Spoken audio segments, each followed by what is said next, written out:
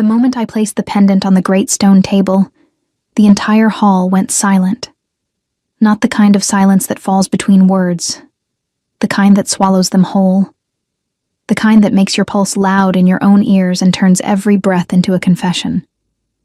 43 wolves staring at me, a girl who had no business being in that hall at all, holding something that belonged to the most feared Alpha King in the Northern Territories. I had found it 3 days ago, half buried in the mud near the eastern ridge where the river bends sharp and cold. I didn't know what it was at first, just a disk of darkened silver, carved with a pattern so intricate it seemed to breathe when the light hit it right. Old. Older than anything I had ever touched. My fingers had closed around it instinctively, the metal warming against my palm faster than it should have, and something at the base of my throat had tightened. My name is Nora. I am 23 years old, an Omega in the Greywood Pack, which is another way of saying I am no one important. I carry firewood. I help the healers mix remedies. I keep my eyes low and my footsteps quiet, because that is what the world has asked of me since I was old enough to understand what the word Omega truly meant in the hierarchy of our kind. It meant last, always last. The hall of Greywood's main lodge smelled of pine resin and tallow candles and the faint iron-edged musk of dominant wolves who hadn't been challenged in years. Stone walls rose on all sides, hung with faded banners I had only ever seen from the outside, pressing my face against the window glass on winter mornings when the council met, and the lodge glowed amber and warm. I had never been invited inside. Today, I had invited myself. Beta Calder had tried to stop me at the door. He was a wide man with a jaw like an anvil and a voice built for commands, and he had placed one heavy hand on the door frame and looked at me the way people look at something they've nearly stepped on. Omegas don't attend council meetings, girl. I know, I said. I'm not attending. I'm returning something. He hadn't moved. I had stood there with my spine straight and my chin level, the pendant wrapped in a cloth inside my cloak pocket, its warmth pressing against my ribs like a second heartbeat. I had rehearsed this moment for 3 nights, lying on my narrow cot, while the wind carved under the door, telling myself I would be calm. I was not calm, but I was there. Eventually, Calder stepped aside, not because he respected me, but because the pendant's silver edge had shifted the cloth slightly, and he caught a glimpse of the carving. His face changed. Something almost like fear moved behind his eyes. That had told me everything I needed to know about what I was carrying. Now I stood at the long table, and they all stared, and I kept my hands flat against the stone so no one would see them shake. The Council of Greywood was a ring of powerful wolves, Calder, Beta, and Enforcer. Seraphine, head healer, and the only woman in the room whose presence commanded silence on its own terms. A tall woman in her 50s with silver-threaded hair and dark, measuring eyes. Old Fen, who tracked territories and knew every border treaty signed in the last century, and 4-pack alphas from the surrounding regions, men who smelled of forest and old authority. At the head of the table, the chair was empty. That was the first strange thing. The chair where Alpha King Orion was meant to sit stood empty and unclaimed, as though even furniture understood better than to occupy that space uninvited. The second strange thing was the map spread across the entire surface of the table, covered in markings I couldn't read. Territorial lines redrawn in red, routes circled, locations starred. Something had been happening in these lands. Something that had everyone in this room tense, in a way that went beyond the ordinary pressures of politics. Seraphine was the first to speak. "Where did you find it?" Her voice was low and careful. "Eastern Ridge," I said. "Near the river bend. It was in the mud, just below the surface. 3 days ago, at dawn." A sound ran around the room. Not quite words. More like a collective exhale that carried several different emotions at once. Fen pressed both his weathered hands flat on the table and stared at the pendant as though it might move. Calder's voice came from behind me. "You're certain it was there? No one handed it to you? No one from another pack?" I turned to face him. I live alone in the Omega quarters on the northern edge of camp. I don't receive visitors. That was perhaps more honest than I had intended. A flicker of something. Not quite pity, but adjacent to it. Crossed Seraphine's face. She reached for the pendant, then stopped, her fingers hovering just above the cloth. Only the king can touch it, Old Fen said quietly. That's the law. I've already touched it, I said, for 3 days. The silence that followed was different from the first one. This silence had texture. It pressed against my skin and asked questions I didn't know how to answer. I wasn't sure what I had expected. Gratitude, perhaps, or at least a brisk dismissal, and maybe a token acknowledgement that I had done something decent. What I had not expected was the way Seraphine's gaze moved from the pendant to me, and then stayed there, studying me the way she studied unusual herbs brought in from unknown territories. Sit down, she said finally. Sit down, Nora. The fact that she knew my name startled me more than anything else in that room. I pulled out the nearest chair, one meant for pack alphas, made of dark oak and carved with territorial symbols, and sat and folded my hands in my lap, and waited. Old Fen cleared his throat. The king has been looking for this for 11 days. 11 days. I had found it 3 days ago, which meant it had been missing for 8 days before I pulled it from the mud. 8 days during which the Alpha King of the Northern Territories had been without whatever this pendant meant to him, and no one at this table had told me yet what that actually was. What is it? I asked. No one answered immediately. The candles on the iron chandelier above us guttered in a draft from somewhere, throwing shadows that moved like living things across the stone walls. Then the main door opened. Not slowly, not politely. It opened the way storms arrive, all at once, with the full weight of inevitability behind it. He was exactly what the stories had made him. Tall in a way that reorganized how you understood a room. Dark-haired with braids worn back from a face that was all sharp edges and unreadable stillness. He wore leather and fur, practical and unadorned, but carried himself with the kind of authority that needed no decoration. His eyes were pale, startlingly, almost colorlessly pale, and when they swept the room in the first half-second after he entered, they missed nothing. They stopped on me. Not on the pendant, not on the map, not on the council members who had risen to their feet around the table.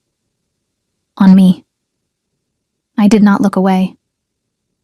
I'm not entirely sure why. Every instinct I had been trained to follow said, lower your gaze, make yourself small, become invisible. But something held my chin level and my eyes steady, and for 3 full seconds, Alpha King Orion looked at an Omega from the Greywood pack who had no business sitting in his council chair. Then his gaze dropped to the pendant on the table, and the expression that crossed his face, just for a moment, just a fracture in the stone, was something I would spend the next several weeks trying to name. He crossed the room in silence. Not the silence of someone trying to be quiet. The silence of someone who had never needed to announce himself, because every space he entered already knew he was coming. The other wolves in the room shifted almost imperceptibly as he moved past them, shoulders angling inward, chins dropping a fraction. The involuntary language of submission written into the bodies of powerful men who would never admit to feeling it. I stayed still, partly because I didn't know what else to do, partly because my legs had decided, somewhere between his entrance and his crossing the room, that they were no longer reliable, and partly because there was something in the way he moved that made stillness feel like the only appropriate response. The way you go quiet in a forest when something ancient passes through it. Orion stopped at the edge of the table. He looked at the pendant for a long moment without touching it. Then he looked at me again. And this time the look lasted longer, and it had more layers to it. You found it, he said. His voice was lower than I expected. Not soft. Nothing about him was soft. But measured. Deliberate. The voice of someone who had learned at some cost to choose words carefully. Yes, I said. At the eastern ridge, near the river bend. 3 days ago. It wasn't a question. Someone had already told him, or he simply knew, the way alphas sometimes knew things about their territory that no report had carried to them yet. Yes. And you carried it for 3 days before bringing it here. There was no accusation in it, just the flat observation of a fact, laid between us like something he intended to examine later. I felt the weight of it anyway. I needed to be certain of what it was, I said. I didn't want to bring something ordinary to the council and waste their time. Seraphine made a sound. Not quite a laugh, not quite a cough. Old Fen studied the map with sudden intense interest. Orion's pale eyes didn't move from mine. And when you were certain? I came immediately. Something shifted in his expression. Not warmth, not yet, and perhaps not ever, but a recalibration of some kind. The way a scale adjusts when the weight placed on it is different from what was anticipated. He reached out and picked up the pendant. The moment his fingers closed around it, the room exhaled. Every person at that table released something they had been holding without knowing it. Even the candles seemed to steady. The pendant disappeared into his closed fist, and he stood there for a moment with his head slightly bowed and his eyes closed, and I had the distinct sense that I was witnessing something private, something I should probably look away from. I didn't. When he opened his eyes, he looked directly at me again, and this time there was a question in his gaze that he hadn't yet decided to ask aloud. They sent me out of the room after that. Calder escorted me to the corridor with a hand near my elbow that never quite touched me, as though contact might be interpreted as acknowledgement, and told me to wait. The door closed. I stood alone in the stone passage with its single narrow window overlooking the training yard, where a group of young wolves were running formations in the gray morning light, their breath clouding the air in white bursts. I had expected to be dismissed, thanked briefly, given perhaps a small formal acknowledgement, and sent back to the Omega quarters to continue being invisible in the usual ways. That was the logical outcome. That was the outcome the world had been rehearsing me for. Instead, I waited in the corridor for 40 minutes. I counted them by the movements in the training yard. 3 rotation changes, 2 water breaks, 1 argument between 2 younger wolves that their supervisor ended with a single sharp word. My feet ached. The stone floor was cold even through my boots. I pressed my back against the wall and told myself the waiting meant nothing, that they had simply forgotten I was there. That any moment now, Calder would emerge and gesture me toward the exit with the polite indifference of someone disposing of something mildly inconvenient. The door opened, and Seraphine came out instead. She looked at me for a moment, and I had the sense she was completing some internal assessment she had begun in the council room. "Come with me," she said. Her workroom was nothing like the council hall.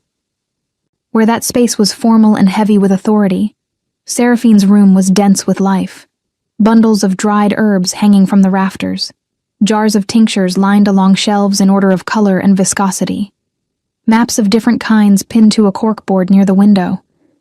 These ones marked not with territorial boundaries, but with migration patterns and seasonal routes and small notations in a handwriting so precise it looked almost mechanical. She poured 2 cups of something that steamed and smelled of pine and cloves, and handed one to me without ceremony, and sat across the low table and looked at me the way she had looked at the pendant. "How long have you been Omega in this pack?" she asked. 4 years, I said. I came from the Ashvale territory after their dissolution. She nodded as though this confirmed something. And before that? My family was independent. We didn't belong to a pack.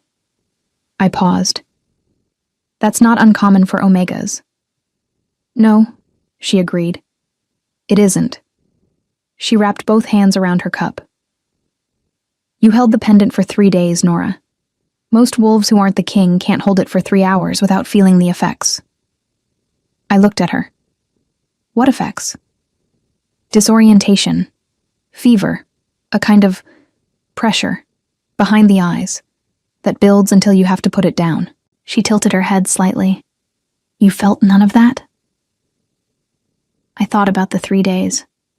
the warmth against my ribs, constant and even. The way I had slept better than usual those nights, dreamlessly and deeply. The strange clarity I had felt in the mornings, as though something had been cleaning the fog from the edges of my thoughts. "No," I said slowly. "None of that." Seraphine set her cup down. "The pendant is a binding object. It was made for the Alpha King's line, specifically to respond to the blood and the will of whoever carries that lineage. For anyone outside that line to hold it comfortably, for days without consequence." She stopped. "It isn't supposed to be possible."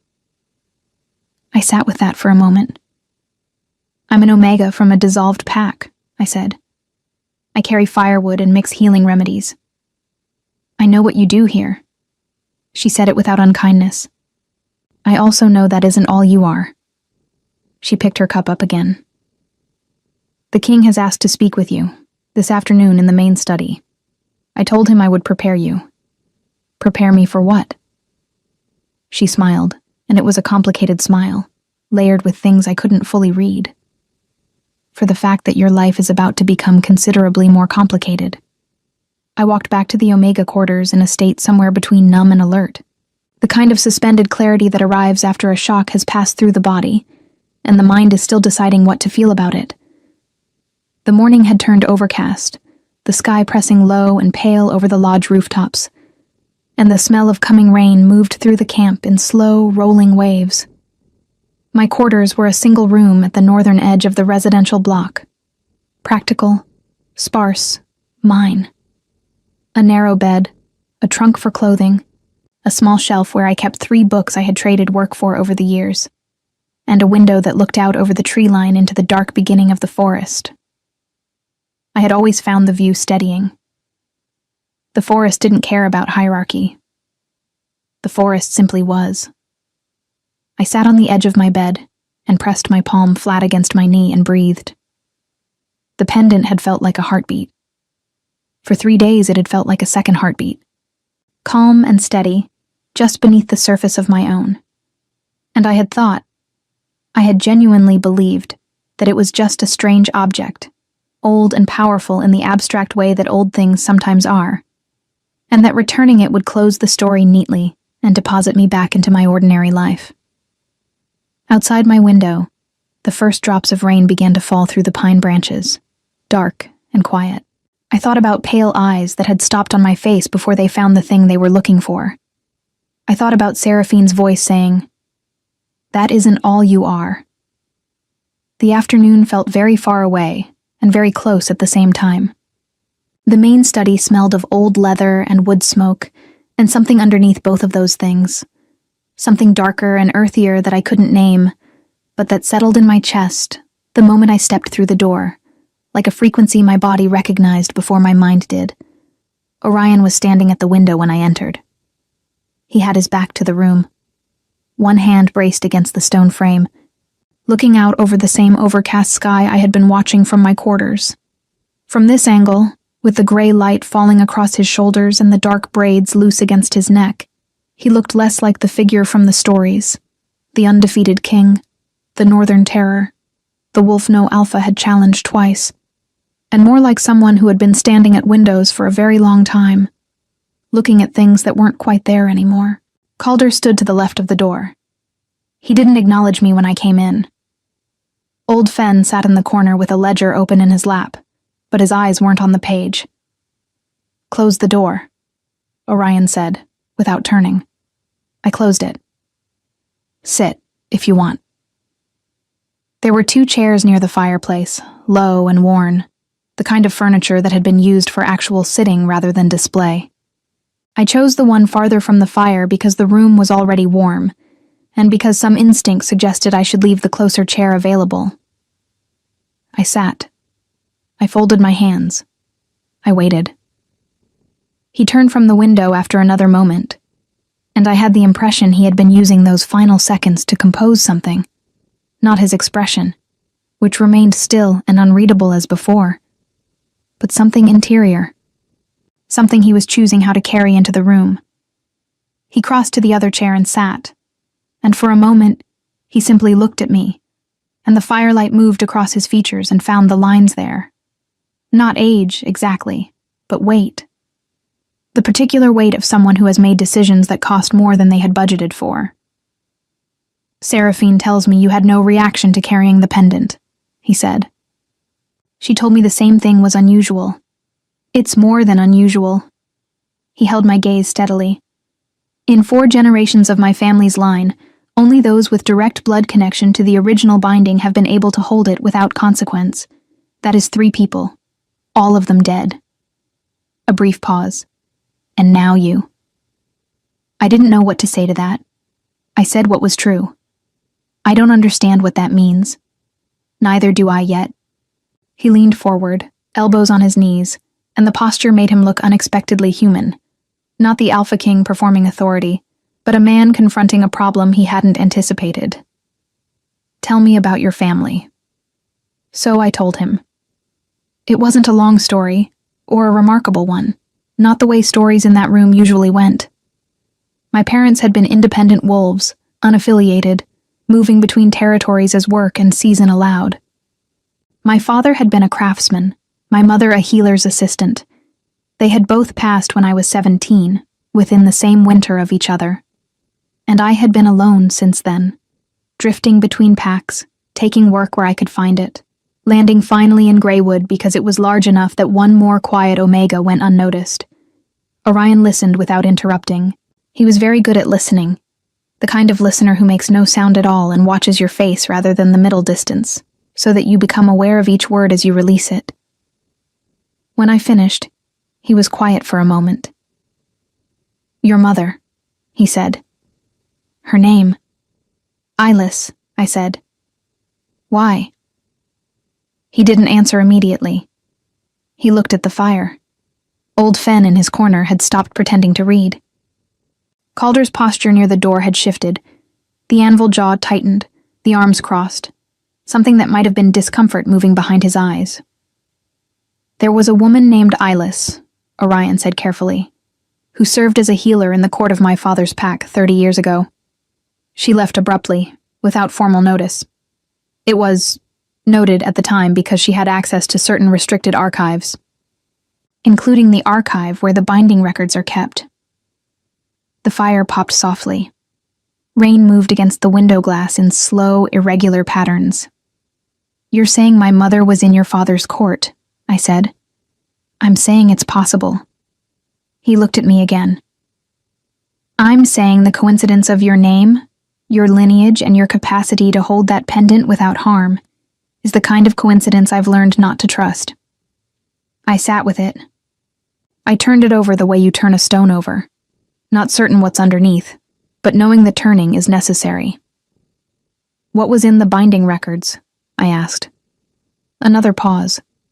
This one had texture to it, a decision being made somewhere inside him, about how much to say to a woman who was still, formally, an Omega from a minor pack, with no standing in his court.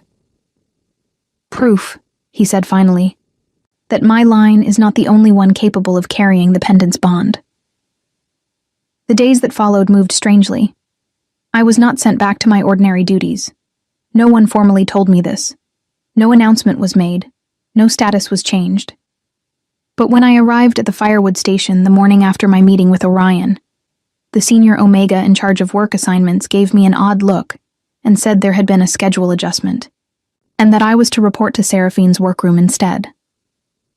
Seraphine put me to work immediately, with the practical efficiency of someone who had no patience for uncertainty. She handed me a bundle of greywood bark and told me to strip and sort it. And while I worked, she talked about the pack's history, about the territories, about the slow territorial pressures from the southern groups that had been building for years and that the council had been discussing in increasingly strained tones. She didn't talk about the pendant. She didn't talk about Orion. But she asked me questions, woven into the conversation so naturally that I only noticed them afterward, about what plants I knew, what remedies my mother had taught me, what I had learned during my years between packs. I answered honestly. I always answered honestly. It was one of the few habits I had managed to keep intact through everything that had tried to strip it from me. On the 3rd day, Seraphine handed me a key. It was small and iron, unremarkable except for the weight of it. "The East Archive," she said, as though this were a perfectly ordinary thing to say. "Third shelf, left side. There's a ledger with a green cover. Bring it to me."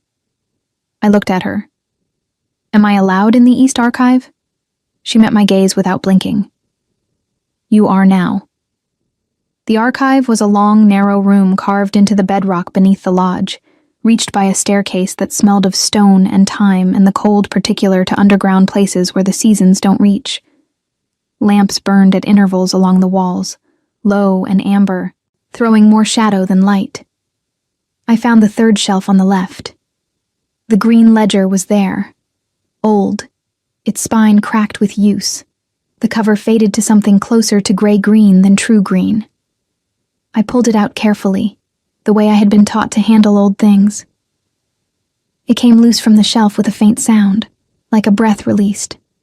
I should have simply carried it back up the stairs. Instead, I stood in the amber lamplight and opened the first page. The handwriting inside was precise and small, and immediately, unmistakably familiar.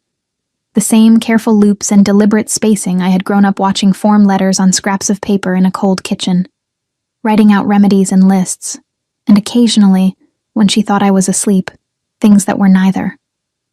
My mother's handwriting. I stood very still in the underground cold, the ledger open in my hands, and read the first line. "If you are reading this, then the pendant has already found you, which means there is no longer any point in keeping the rest hidden." Outside, somewhere far above me, the rain had stopped.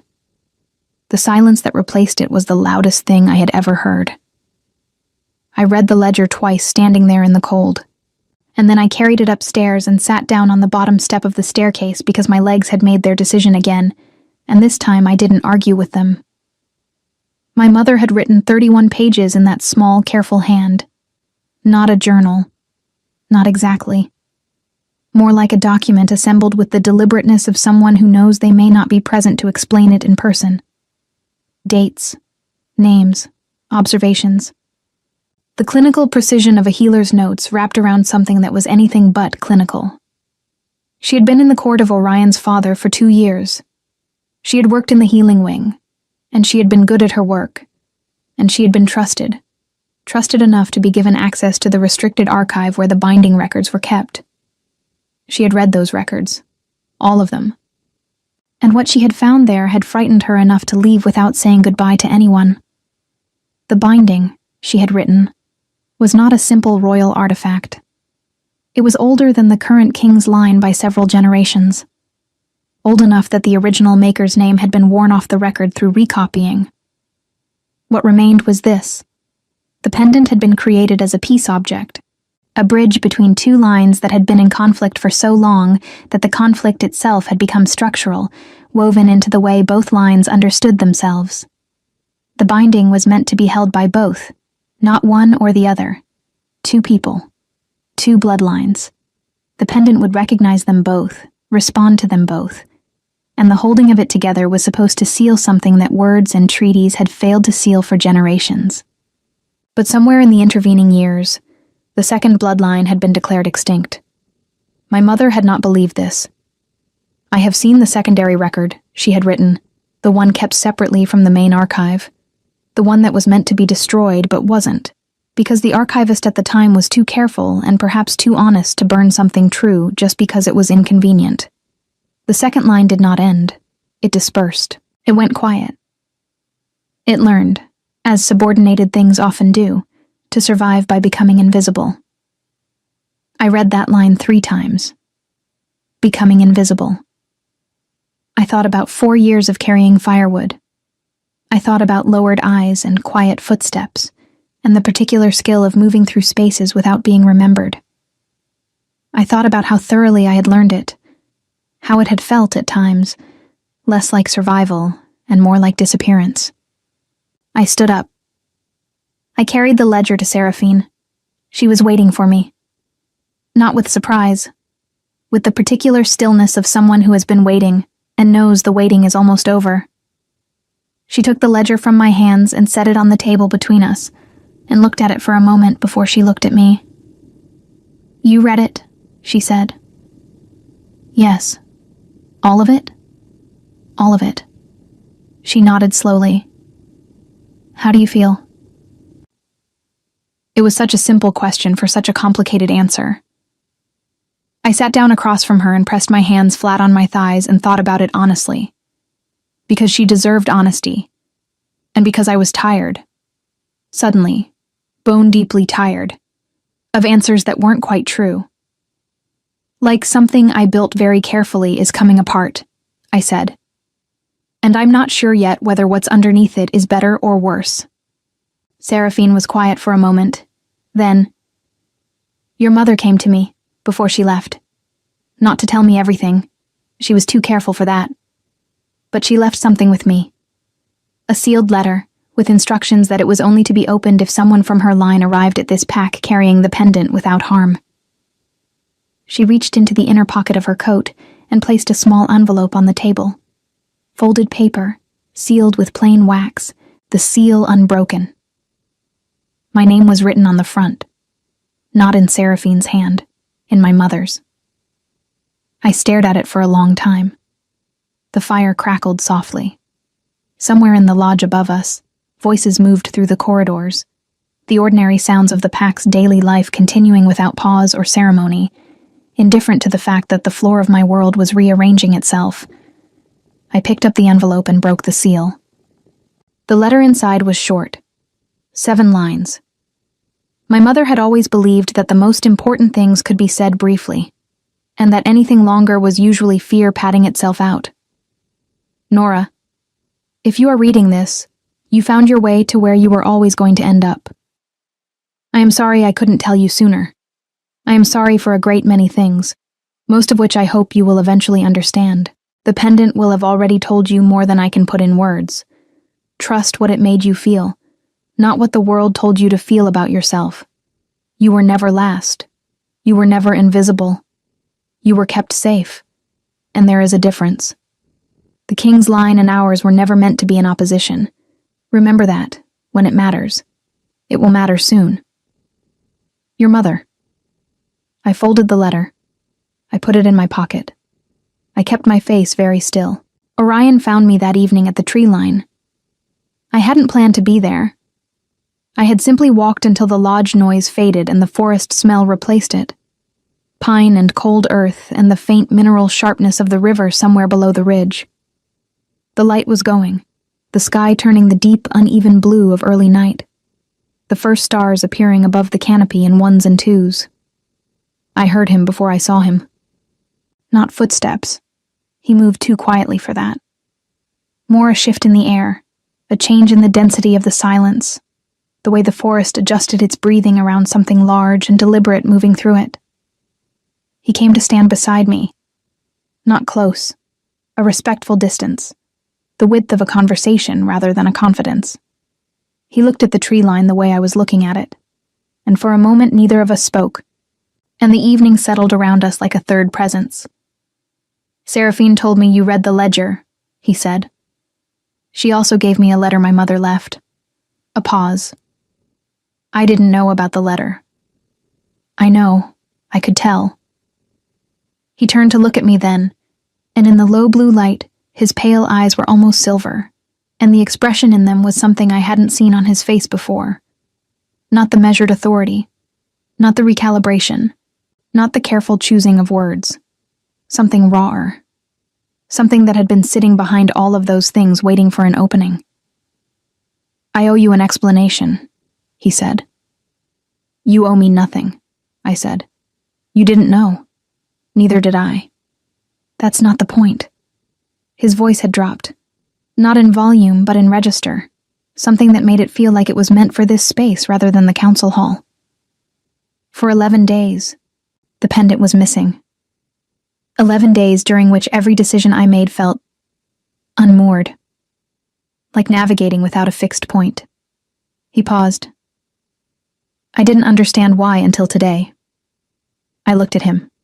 Why? He looked back at me steadily. Because the binding isn't meant to function with only one half. The words settled between us with the particular weight of things that are both simple and enormous.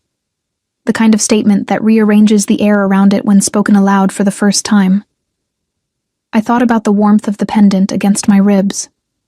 The second heartbeat, calm and steady, for 3 days. I thought about my mother's words. They were never meant to be in opposition. I'm an omega from a dissolved pack, I said, not in argument, but because it felt important to say it plainly, to let it exist in the same sentence as everything else. I know what you are here, he said. That isn't what I'm talking about. The forest was very quiet around us. Above the canopy, the stars were multiplying, cold and clear and indifferent to what happened below them. What do you need from me? I asked. He was quiet for a long moment. When he spoke, the careful measuring was still there, but something underneath it had shifted. A wall that had been solid beginning to acknowledge, at least, that it was also a door. Right now? He said. Nothing. I need you to know what you are. The rest comes after that. I looked back at the tree line. The dark between the pines was soft and familiar. I had looked at it for 4 years from my narrow window and found it steadying, because the forest didn't care about hierarchy. I was beginning to understand that maybe I had been reading it wrong. Maybe the forest hadn't been indifferent to me. Maybe it had been waiting. 3 weeks passed before the council challenged it openly. I had expected it sooner. The pack's social architecture was precise and load-bearing. Every role, every rank, every person's placement within the structure served a function, and anything that disrupted the arrangement was felt immediately, the way a building feels a shifted foundation before anyone sees the crack. My new position, undefined as it was, had shifted something. People noticed. People talked. The talking reached the council on a Tuesday morning, carried there by Beta Calder in the form of a formal objection, filed with Old Fen, who was responsible for recording such things, and who had the expression of a man who deeply wished he weren't. I learned about it from Seraphine, who appeared in her workroom doorway while I was cataloging a new shipment of dried herbs and said, in the tone she used for things she found professionally irritating, "The council has called a formal review. They want to examine the binding claim before any status adjustment is considered." She paused. Calder drafted the language himself. It's careful. He knows better than to make it personal. What does the review involve? A demonstration, she said. The pendant, held jointly, in front of the full council and the visiting pack alphas. If the bond responds, if both of you hold it simultaneously and the binding activates, it's documented proof, undeniable, by pack law. I set down the bundle of herbs in my hand. And if it doesn't? She looked at me with the directness she reserved for important things. Then Calder's objection stands, and you return to your previous assignment, and the ledger is classified as inconclusive historical record. A brief pause. But Nora, I have spent 40 years working with binding objects and the wolves who carry them. I have never seen anyone hold that pendant the way you did. It will respond. I appreciated her certainty. I wished some of it would cross the room and settle in my chest, where a cold and insistent doubt had been living since the night at the tree line. Orion came to Seraphine's workroom that evening. He knocked, which Seraphine later told me he had never done before in the 12 years she had been in this pack, because Alpha Kings did not generally knock on doors in their own territory. She said it with the particular satisfaction of someone filing evidence. He sat across the work table from me, and Seraphine found a reason to be elsewhere with impressive speed for a woman of her age, and the room settled into the quiet that had become, over the past weeks, the default atmosphere between us.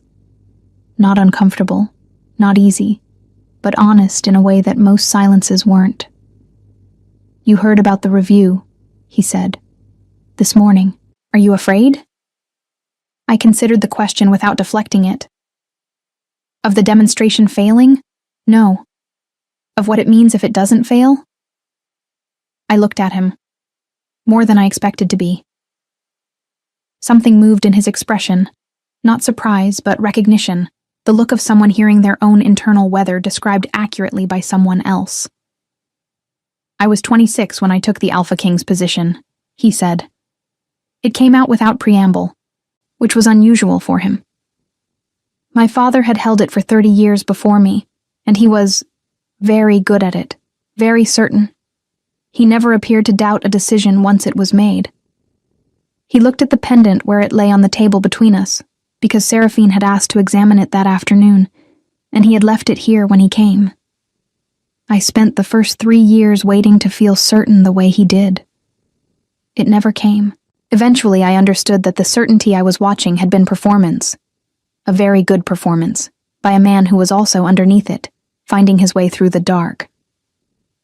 He picked up the pendant. The silver caught the lamplight, and the carved pattern moved through it in shifting lines. "The bond isn't a diminishment," he said quietly. "That's what I need you to understand before tomorrow.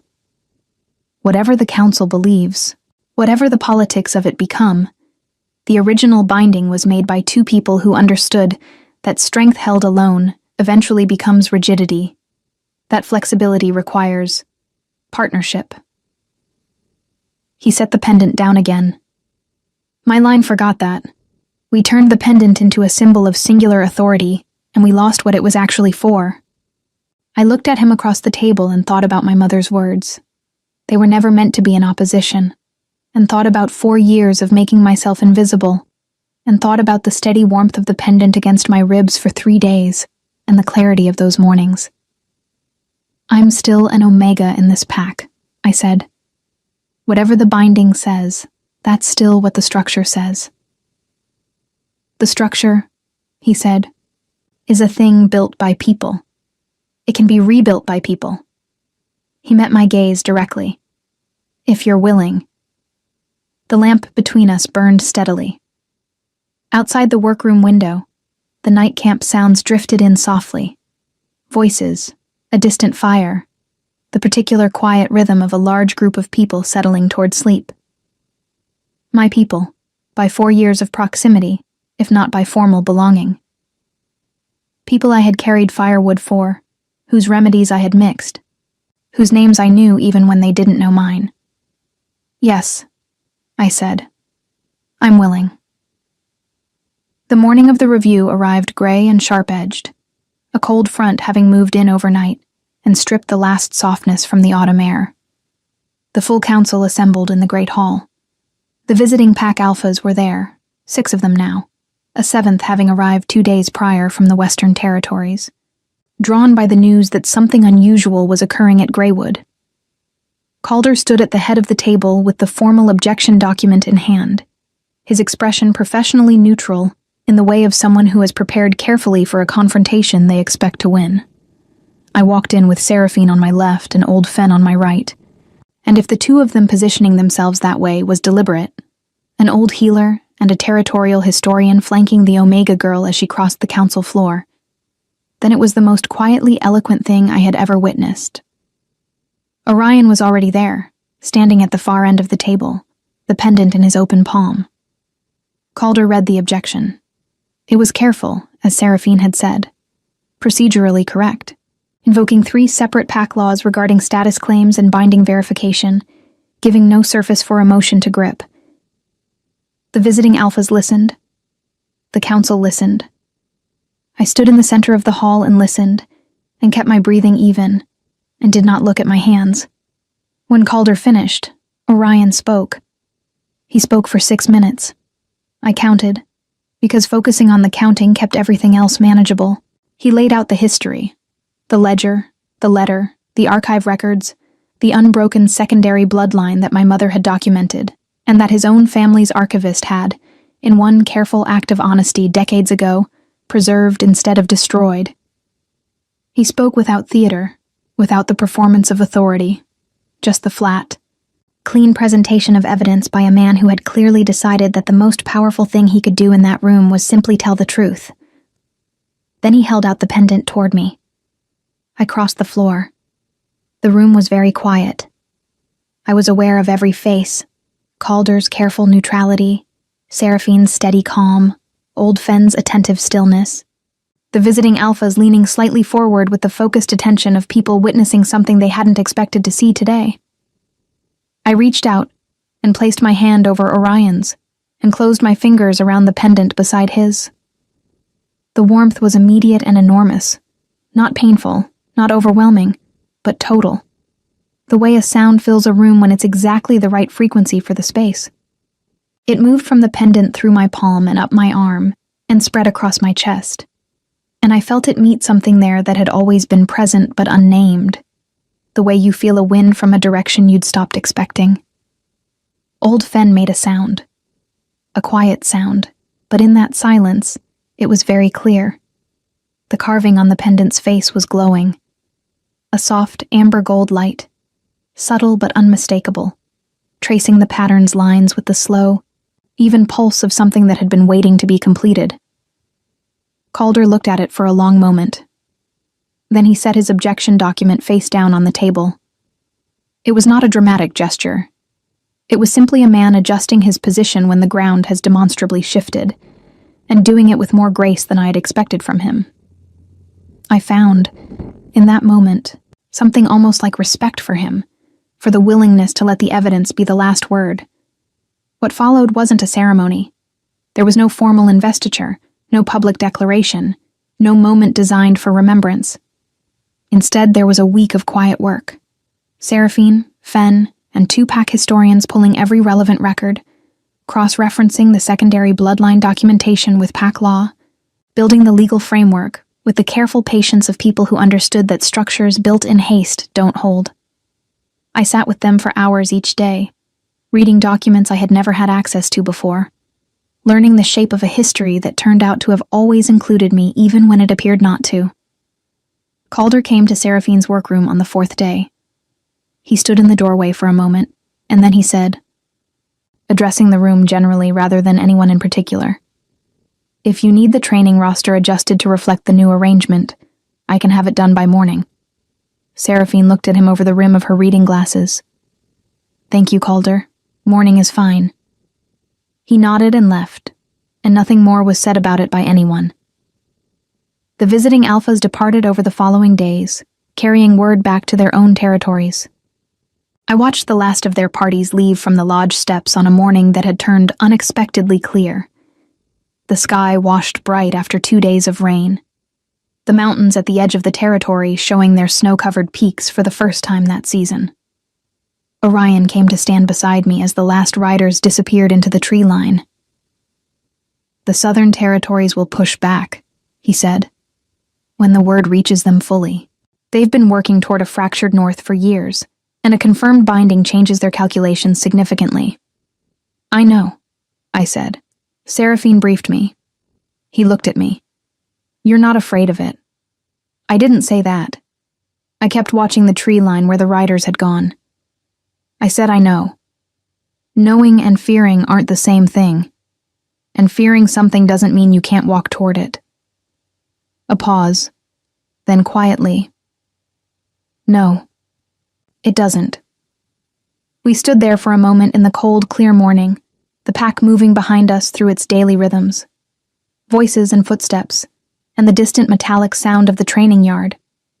All of it familiar now in a way that had shifted from the familiarity of invisibility to something else. Something I was still finding words for. Spring came. The southern pressure came with it. As predicted, 2 formal territorial challenges filed through proper channels, both answered by Greywood's counsel with documentation so thorough that the challenges dissolved without escalating further. Calder handled the correspondence with the focused efficiency of a man who had redirected his considerable capability toward a shared purpose, and who had discovered, perhaps to his own surprise, that he was good at it. Seraphine retired from the full healer's role at midsummer, handing the workroom and its keys and its 30 years of accumulated knowledge to me, with a ceremony that consisted of 1 cup of pine tea and the instruction to trust my own hands, which she had been watching for months and found adequate to the task. She didn't go far, a smaller set of rooms 2 corridors over, where she continued to read and to be consulted, and to offer opinions whether or not they had been requested, which was exactly right. Old Fen outlasted everyone's predictions, as Old Fen had always done. and continued to appear at every council meeting with his ledger, and his quiet attentiveness, and his memory for treaty language that no one else could equal. And Orion learned slowly the particular work of carrying something with someone else rather than alone. It didn't come easily to him. He had built himself around singular authority for too many years for the adjustment to be smooth. And there were council meetings that ended with both of us silent on opposite sides of the room, and evenings where the distance between us had the texture of a disagreement that neither of us had finished having yet. But there were also mornings. Mornings in the study with maps spread between us, and 2 cups of something hot, and the quiet back and forth of 2 people building something together with the care that things worth building require. Mornings at the tree line, where the forest had finally revealed itself to me as what it had always been. Not indifferent, not simply a backdrop, but a constant presence, patient and unhurried. The way love is when it has decided to be permanent rather than urgent. The pendant hung on its chain now, not hidden in a pocket, not buried in mud, but present, worn, the carving familiar to my fingers the way important things become familiar. The warmth of it was steady and quiet. A second heartbeat even now. I was 23 when I walked into the great hall with an object I didn't fully understand and placed it on a stone table in front of people who had no category for me. I had been invisible for 4 years, and I had thought, in some deep and barely examined part of myself, that invisibility might be what I was for. I was wrong about that. What I was for turned out to be exactly this. Standing in the middle of my own life with my eyes open and my hands capable and the knowledge, hard-won and unshakable, that last is not the same as least, that quiet is not the same as small, and that the things the world overlooks have a way, patient and inevitable like spring following the coldest winter, of making themselves known. The pack was whole, the binding was sealed, and I was, at last, entirely, irreversibly found.